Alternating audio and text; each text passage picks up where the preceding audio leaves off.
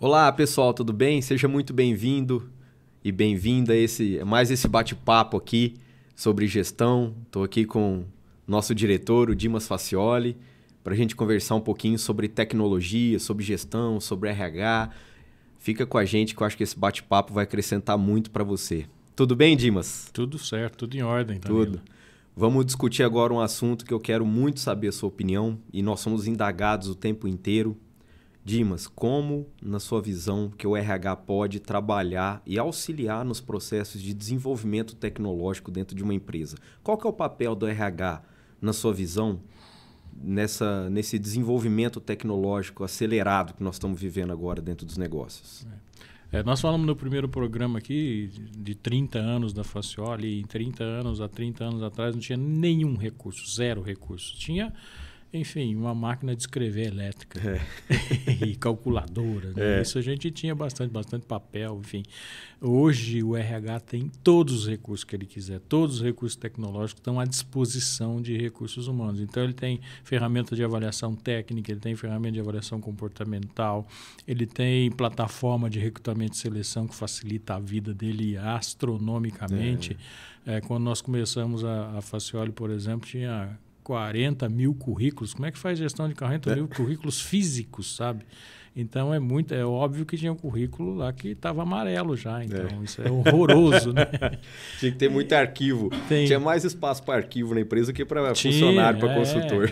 Exatamente. Então, assim, e como é que manipula tudo isso, né? E eu ainda vejo o RH fazendo isso hoje em dia. Então ele tem muito ferramental, por exemplo, ferramental para treinamento e desenvolvimento que não tinha nada no passado, né? Enfim, tinha que ficar escrevendo e perde essa informação, depois não vem. Então, assim, o RH tem que trazer para dentro da organização tudo aquilo que é tecnologia para ele poder ganhar produtividade.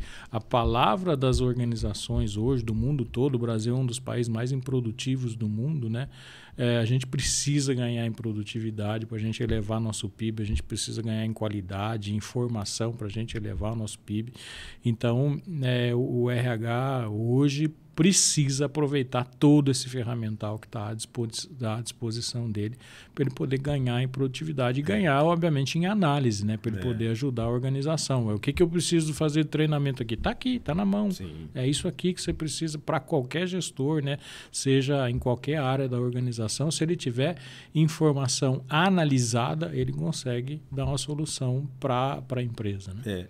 E você, sempre quando a gente discute essa questão de produtividade, sempre também vem à tona a questão de ferramental, né?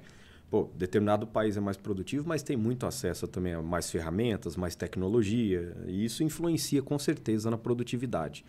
Só que uma coisa é fato, né? Sem qualificação, nós podemos pensar na ferramenta tecnológica que nós quisermos dentro do ambiente organizacional. Só que vai faltar gente para usar, né? Exatamente. Assim, a gente não pode reclamar daquilo que os países desenvolvidos têm, porque nós temos a mesma coisa. E temos acesso via internet, por exemplo, a gente acessa isso e acessa de uma maneira muito rápida. E isso está tudo traduzido aqui também, né? A gente nem precisa ficar fazendo o processo de tradução. Então, de fato, assim, as pessoas precisam se preparar, o RH precisa se preparar, assim como todas as outras pessoas precisam se preparar dentro da organização. Mas eu diria que a área de recursos humanos, o gestor de RH, o diretor de RH, as equipes de recursos humanos são as principais responsáveis por trazer isso para dentro da organização. Seja para qualquer área de dentro da organização, ela precisa ser... Ela não pode ser a barreira em relação à tecnologia. Ela precisa ser a precursora disso, né? Ela precisa fazer com que aquilo de fato entre dentro da empresa, porque a empresa às vezes demora muito para adotar e acaba ficando para trás, ela acaba ficando mais improdutiva, ela perde, ela não ganha o dinheiro que ela deveria ganhar, ela não tem a rentabilidade, o lucro que ela deveria ter, porque ela não adotou determinadas tecnologias e o RH não é a área de TI, sabe? TI vai dar todo o suporte, TI consegue analisar se precisa, se não precisa, se aquilo é bom, se não é, o que falta, se tem IA, se não tem IA, etc. vai conseguir dar todo esse suporte para a organização, mas RH, ele precisa, enfim, ser o vendedor dessa ideia de tecnologia dentro da organização. Você disse muito bem essa questão de trabalhar a venda, né, de um projeto dentro da organização e as pessoas comprarem, né, entre aspas, essa ideia e colocar isso aí de fato para rodar.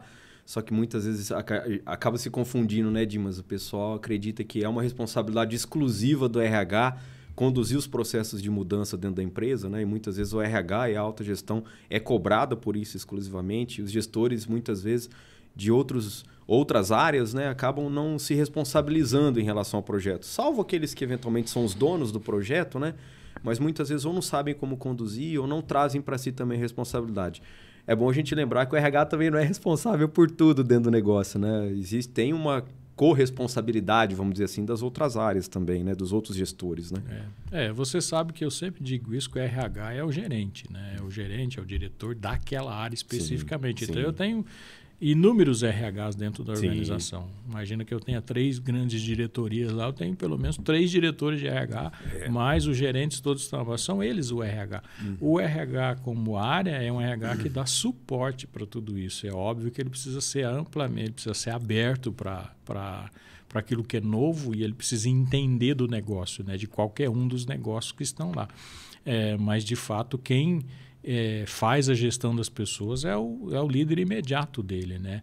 É óbvio que o RH precisa ver se esse líder está pronto, está preparado, se falta algum recurso para ele, se ele está dentro da política da organização, enfim, dentro daquilo que é comum para a organização também, né? Se ele está atendendo aos requisitos relacionados à cultura da organização também. Então, isso é responsabilidade do RH. E alertar, e dar suporte para essas pessoas. Mas o RH é o líder imediato da pessoa. Né? A gestão da tecnologia, desses processos de trazer soluções tecnológicas para o negócio. A gente esbarra o tempo inteiro nisso quando a gente vai trabalhar dentro de uma empresa. Eu usei a palavra esbarrar mesmo, como se fosse uma barreira à implantação, eventualmente até na alta gestão. Não são todos os RHs que têm autonomia, né, para implementar soluções tecnológicas, eventualmente do jeito que gostariam, não para outras áreas, não falo para processos próprios mesmo. Né? Eventualmente não tem tecnologia, não tem... E a alta gestão tem um papel fundamental, né, Dimas? Até para trazer o peso devido a esses projetos, né? a trazer até a visão da governança a respeito de como essas soluções tecnológicas devem ser implementadas, né? Sim, exatamente. Eu acho que você tem inteira razão em relação a isso. Mas deixa eu te fazer uma pergunta que eu também às vezes me pergunto muito, né? Será que, assim, eu às vezes percebo, posso estar com uma visão um pouco distorcida em relação a isso, mas de maneira geral, a gente encontra um certo medo, né? Tanto do gestor de RH, como do gestor, como do diretor, sim, de trazer alguns temas à tona, né? Porque aquilo...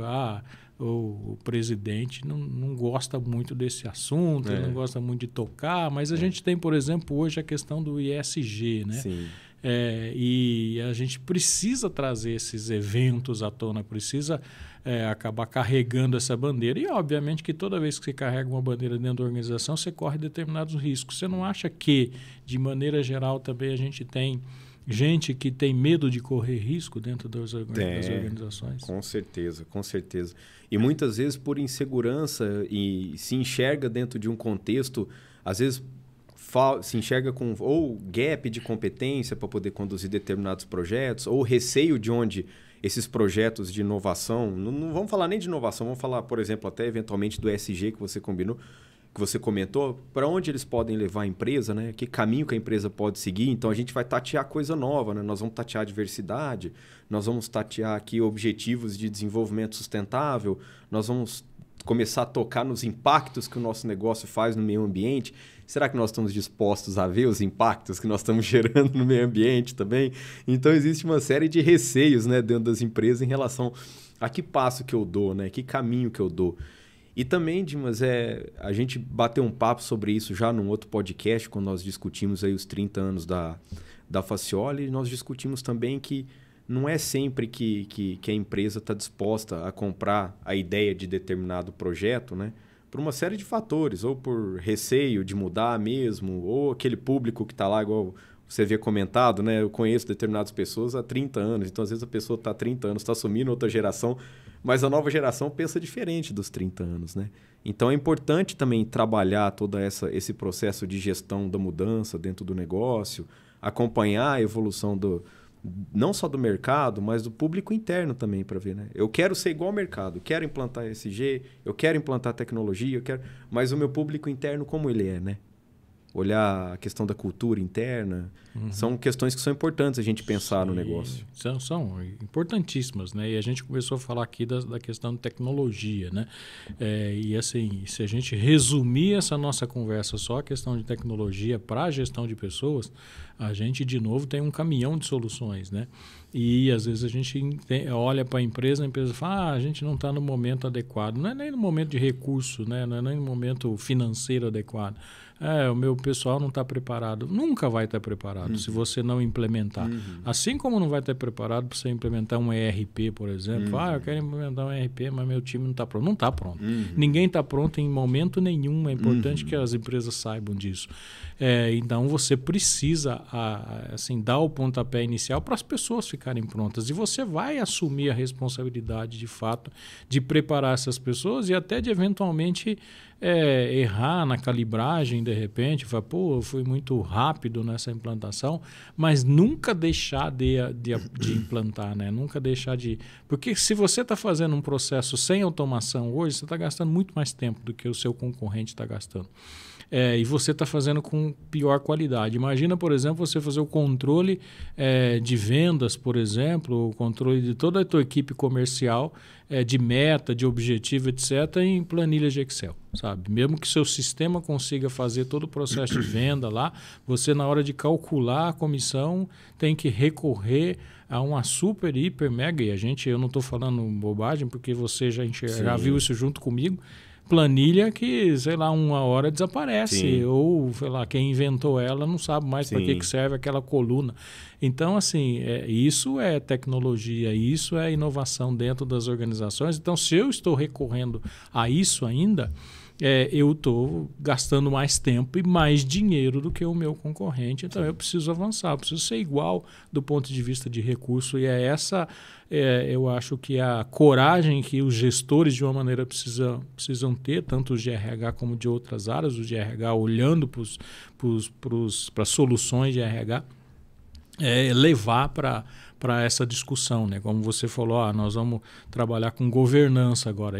Agora nós vamos ter que... E assim, não significa que a empresa não tenha já. Às vezes a gente chega dentro da empresa e fala, não vou implantar ESG, e fala, você já tem todas as práticas de ESG. Já tem boas práticas. Você só precisa certificar tudo isso e mudar uma coisinha aqui, uma coisa ali. Às vezes a empresa tem medo de fazer isso, né? A organização acaba tendo receio de fazer isso, porque vai mexer em temas que eu não queria mexer, mas eles já são ali, né? Sim. A maioria das empresas, você sabe disso, que a gente assessora, tem um conselho, mesmo que seja um conselho familiar, ela trabalha com isso, ela trabalha numa linha de acompanhar pelo menos aquilo que é exigido dele, né? Então, às vezes, eu preciso de um conselho para poder acessar um recurso financeiro, de capital terceiro, por exemplo, e aí a empresa acaba obrigatoriamente fazendo isso e acaba não adotando ferramentas que são ferramentas que vão ajudar ela num processo de evolução de produtividade, por exemplo.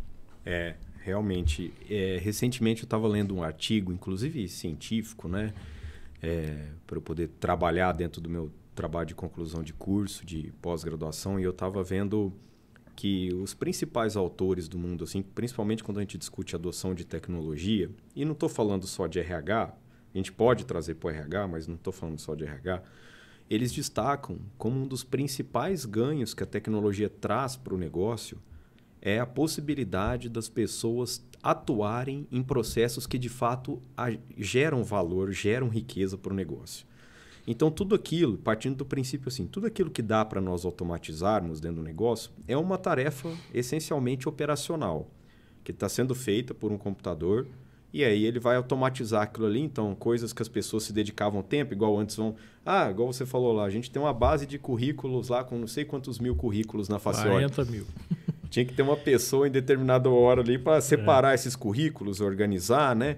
E hoje essa pessoa, ao invés dela fazer isso, ela vai analisar qual competência as pessoas têm. Então, ao invés da gente perder tempo olhando quantos currículos eu tenho e separando esses currículos, hoje a tecnologia nos permite olhar o nível de competência adequado para determinada vaga, para que a pessoa tenha ali um encaixe, né? Um match, ali, igual a gente usa muito hoje, perfeito entre o que eu quero dentro da minha empresa e o que o mercado me oferece, por exemplo, né?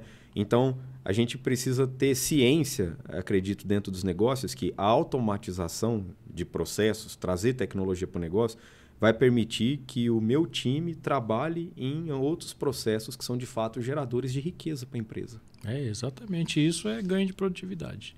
Isso é ganho, enfim, eu estou...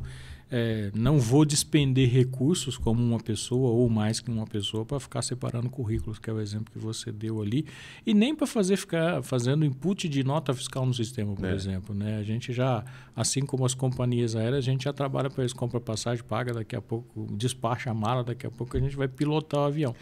Então, a mesma coisa, assim, tem coisas que o usuário pode fazer, né? Então, quando você fala de um currículo, é ele que está imputando os dados lá, é ele que tem o interesse de atualizar o currículo dele, né? Porque ele quer trabalhar dentro da sua empresa. Então, você não precisa ter esse serviço que te dá só custo. Ele não te dá, como você disse, ele não vai te dar ganhos, né? Ele não vai ser produtivo, né? Então, importante que as empresas olhem para isso. E também que elas olhem muito, e aí é um papel muito fundamental dos gestores, né? A gente está falando de RH, é o quanto ele precisa preparar esse time para as novas tecnologias, né? Às vezes eu não estou utilizando nem 50% enfim, daquilo que eu tenho à disposição, porque as pessoas não estão prontas e eu nem sei como preparar elas. Então, eu preciso preparar elas, inclusive, para o processo de mudança, né? Às vezes a aceitação é mais importante do que ela saber como fazer, né? Como utilizar aquele recurso de maneira eficiente. Né? É a famosa frase que a cultura é como a estratégia no café da manhã, né? Exatamente. Eu posso implementar a melhor estratégia do mundo. Se meu time aqui for reticente em relação a ela, dificilmente nós vamos conseguir conquistar alguma coisa com ela. Não vai, eu só vou gastar recurso, tempo e paciência, né? É verdade, é verdade. É bastante complexo, né? Enfim, essas questões todas, enfim, olhando elas dentro de um mesmo tema, né? Mas a gente, de novo, precisa compartimentar esses temas, né? Então, é importante, por isso que a gente faz planejamento, né? Senão a gente não precisaria fazer planejamento. Eu destrincho lá os assuntos e vejo o que eu vou fazer, quais as ações relacionadas àquele determinado assunto, em que tempo, com que recurso, né? Então, é importante, assim, a gente trabalhar essa questão e planificar ela ao longo do tempo, né? Que tipo de... Então, tudo aquilo que tem reflexos, né? Então, eu vou implantar uma tecnologia nova, quem eu preciso treinar, o que eu preciso treinar nessa pessoa, como é que ele faz a análise agora, né? A outra coisa que a tecnologia traz é essa capacidade de análise, é muito grande, porque o dado já está ali, né? Eu não preciso ficar imputando o dado. Eu falo, não, o dado está aí, só faz a análise dele, né? Exatamente. E às vezes eu não consigo tirar a pessoa de imputar dados para análise, e aí ela está despreparada, ela pega um relatório e fala, e agora, o que eu faço com isso? Todas as informações estão aí, mas você analisou? Eu falo, não, está tudo aqui. Eu falo, não, precisa analisar, me dê uma solução, né? Então, às vezes as pessoas, preciso treinar as pessoas para ter capacidade de resolver, enfim, ou de analisar de fato, né? Essa capacidade analítica e a inserção da tecnologia nos processos das empresas, eu acredito que seja uma situação sem volta. E eu estava assistindo, quando eu estava tendo a oportunidade, uma apresentação de um profissional especialista em inteligência artificial, e ele colocou no início ali da apresentação dele, ele colocou uma peça de teatro, e a peça de teatro era uma peça muito antiga, né? Inclusive a foto era preto e branco, tudo, do cartaz da peça, e na peça tinha um robô, e o robô ali, ele ia trabalhando, era feito de lata, né? Uma coisa bem rústica. E ele ia expulsando as pessoas do palco como se expulsasse elas do mercado de trabalho. Quer dizer, lá em 1900 e pouco, o pessoal já morria de medo. Fala, vai entrar robô, vai substituir todo mundo vai ficar desempregado.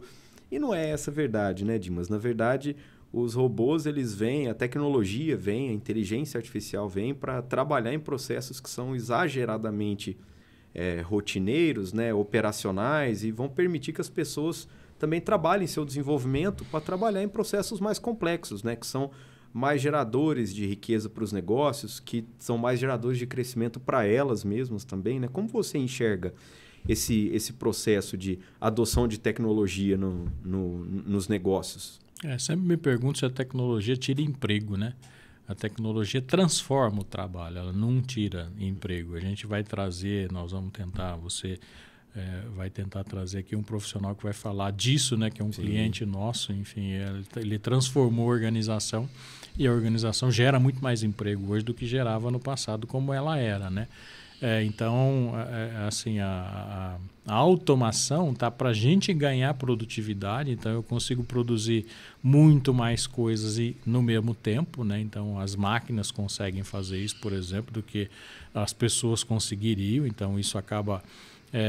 enfim, gerando mais riqueza para a organização, mas ela transforma as pessoas. Então, a pessoa não precisa ser operador daquela máquina mais.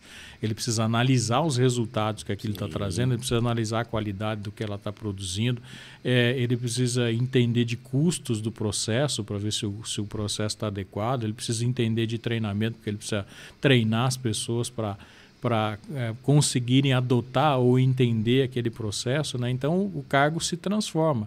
Se a gente pegar, por exemplo, o exemplo do operador de colhedora de cana-de-açúcar aqui da nossa região, né? Então ela é muito mais produtiva do que um homem só, né? Sim. Mas aquele homem se transformou no operador da máquina, né? Então óbvio que eu não tenho trabalho para todas as 800 pessoas que a máquina substitui, mas essas 800 pessoas adquiriram outras habilidades, como manutenção da máquina, como operação da máquina, como atividades até de análise, né, dos processos. Hoje a gente tem profissões ligadas a todas as informações que a máquina produz, por exemplo, né, quanto ela está trabalhando por hora, quais se ela teve problema de manutenção, se ela precisa ir para manutenção ou não, se ela está sendo mais produtiva ou menos produtiva do que a outra máquina. Então, esses empregos se transformaram e vão se transformar.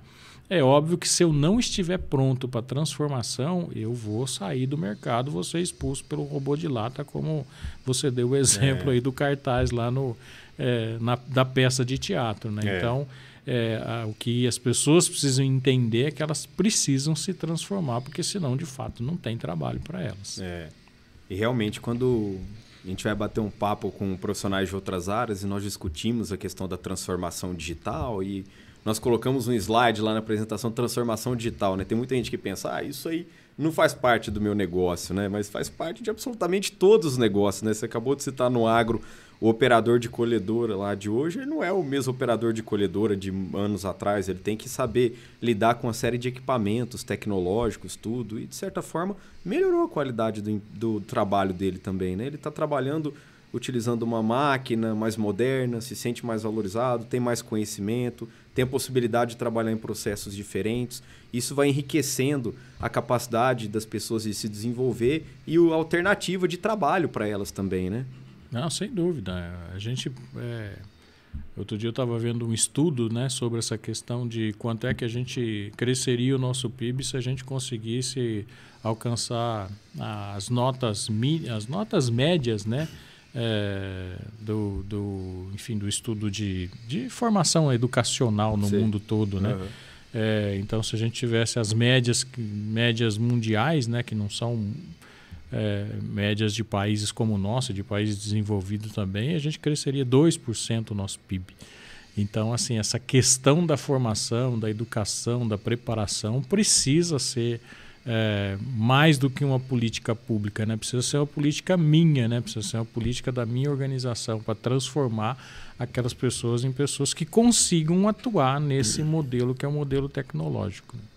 Se eu fosse um profissional de RH, Dimas, chegasse para você hoje e falasse assim, Dimas, estou com muita dificuldade de digitalizar os processos aqui dentro da minha empresa, eu acho que isso vai custar um absurdo, eu não tenho condições de fazer. O que você acha que eu deveria olhar como profissional de RH para contribuir para que os meus processos fiquem mais tecnológicos, agregar mais valor nas outras áreas, porque a gente vai poder se dedicar a coisas que geram muito mais riqueza para o negócio?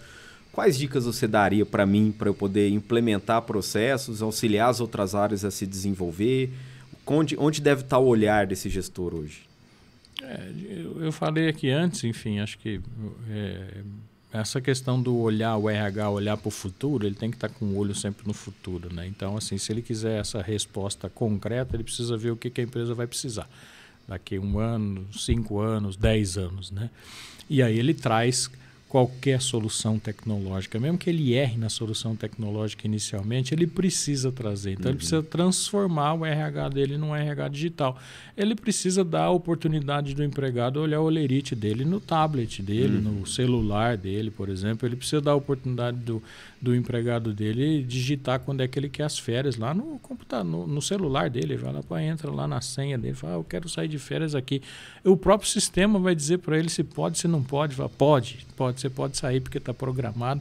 E, assim, acho que até o sistema pode gerar as férias para o empregado depositar o dinheiro na conta dele, etc. Então, dá para automatizar tudo isso. Imagina quanta burocracia e quanta gente ele precisa para ficar fazendo isso. E quando ele pode trabalhar com análises, né, depois, né, se a pessoa precisa de formação, se ela está sendo mais produtiva, enfim, que tipo de suporte ele de ter tempo para poder dar suporte para os outros gerentes. Às vezes a gente encontra RH que não conversa com os gerentes, né? Verdade. Porque fica fazendo um monte de burocracia que não precisa. Sim. Então, assim, olhe o que a sua empresa vai precisar daqui a 5 anos e ter uma solução agora. O mercado está cheio de soluções, então é possível. E é possível você trocar, substituir isso rápido. Ah, não gostei dessa ferramenta aqui de automação de recrutamento e seleção, vou trocar por outra. Troca, o banco de dados é seu, sabe? Sim. Então, assim, não pode ter medo também de errar na primeira escolha. Não significa que ele vai fazer isso de uma maneira desleixada, né? Sem capricho, né? Ele precisa fazer isso com todo capricho. Ele tem um monte de gente para assessorar ele, tem as empresas de consultoria, tem a área de TI que vai ajudar muito ele a decidir qual é a melhor ferramenta, mas ele precisa partir para um RH tecnológico hoje. Sim. Se ele não tem ainda, deveria ter começado ontem. Sim. O público interno dele vai assistir filme e coloca Netflix. Vai entrar no rádio e escuta Spotify ali no Bluetooth, né? Qualquer coisa que ele for fazer, ele está utilizando tecnologia. Vai pedir comida, utiliza o celular. Só o meu processo de RH, que não vai ser digital, na hora que eu vou lá para a minha empresa, só o meu olerite que ainda chega de maneira analógica, né? Eu quero consultar as horas extras que eu fiz eventualmente, ali eu não consigo consultar. Eu vou abrir uma vaga dentro da minha área, eu preciso ir lá formalizar isso num papel, assinar, abrir, receber os currículos em papel, né, conferir ali. Então, quer dizer, tudo que eu faço é tecnológico. Por que, né, que não o RH? Por que não os processos das empresas? Né? Exatamente. Enfim, de novo a gente fica olhando para algo atual contra uma ação, uma prática de 30 anos atrás, como a gente já falou aqui, enfim, não sei em que podcast, mas a gente falou isso em algum momento aqui, né? Mas essas questões todas, né, o RH precisa levar em conta e ele precisa ser tecnológico, ele precisa abandonar tudo aquilo que é analógico na vida dele, para ele poder ganhar produtividade e ele, enfim, ser mais eficiente, ser até mais querido pela organização, né? Sim. E isso, assim, os outros gestores, que são os gestores de pessoa, como a gente já falou aqui, precisam ajudar ele nesse sentido. Até cobrar mais. Falar, manda um negócio, pelo amor de Deus, não aguento mais ficar fazendo esse recrutamento e seleção em papel aqui. É verdade, é verdade. Pessoal, muito bacana. Espero que vocês tenham gostado desse nosso bate-papo. Dimas, muito obrigado aí pela contribuição de sempre. É muito satisfatório a gente bater esse papo. Espero que a gente se encontre no próximo podcast. Um grande abraço para vocês, pessoal. Até a próxima.